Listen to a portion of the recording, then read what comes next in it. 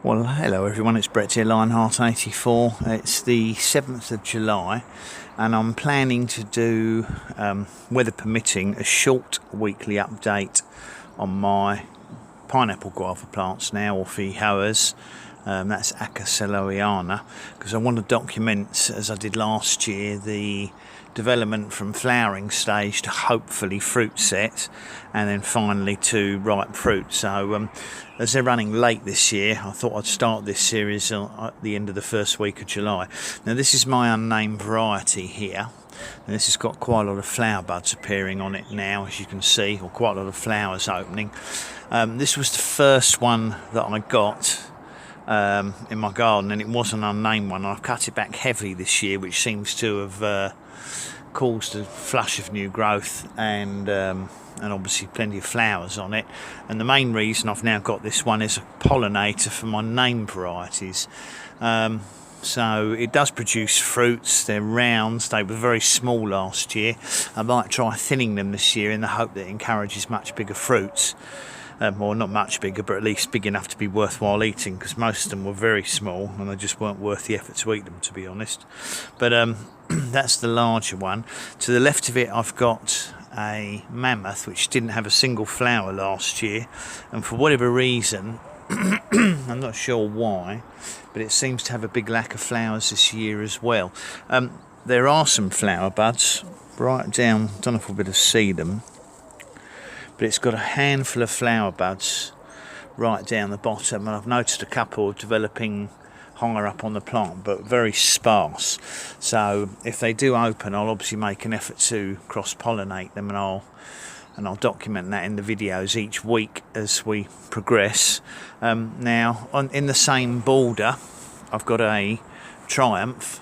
Now this had quite a few fruits on it last year, and as you can probably see, again, it's got quite a few flower buds on it this year. In fact, it has been flowering already. I don't know if I'll be able to show you, but down the back, whoops, behind the other plants,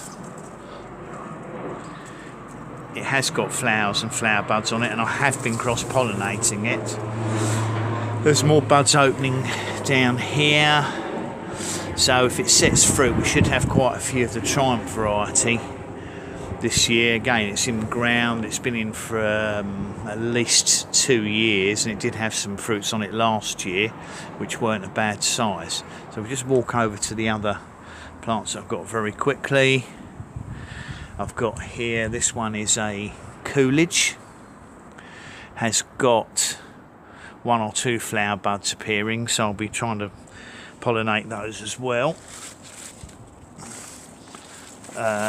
Next to it there is an Apollo. Can't see any flower buds on that one at all. Then here we've got a Marianne, or Marion, has got 1 or 2 flower buds on it again, so I'll be trying to cross-pollinate that.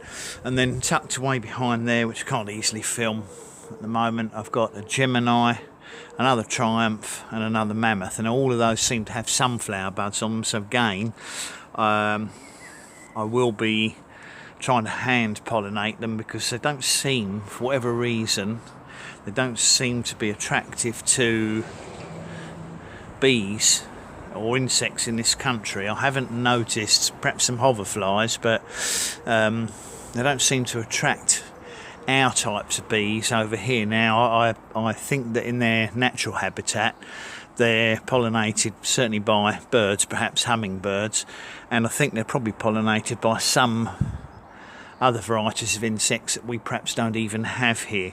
But you would think with all the sweet petals and the lovely colourful flowers that they would attract bees, but they don't appear to.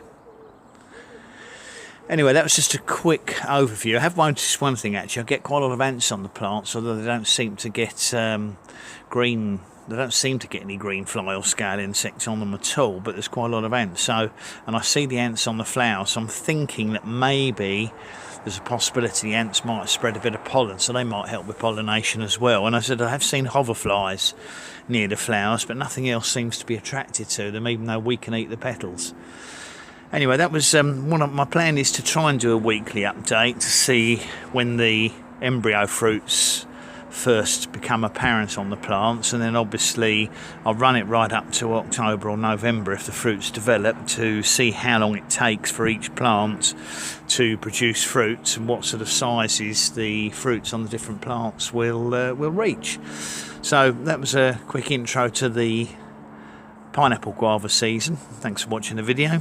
Please remember to give me a thumbs up, share it with anyone you think might be interested in these plants. Obviously, please subscribe to my channel if you haven't done so, especially if you'd like to know how these develop.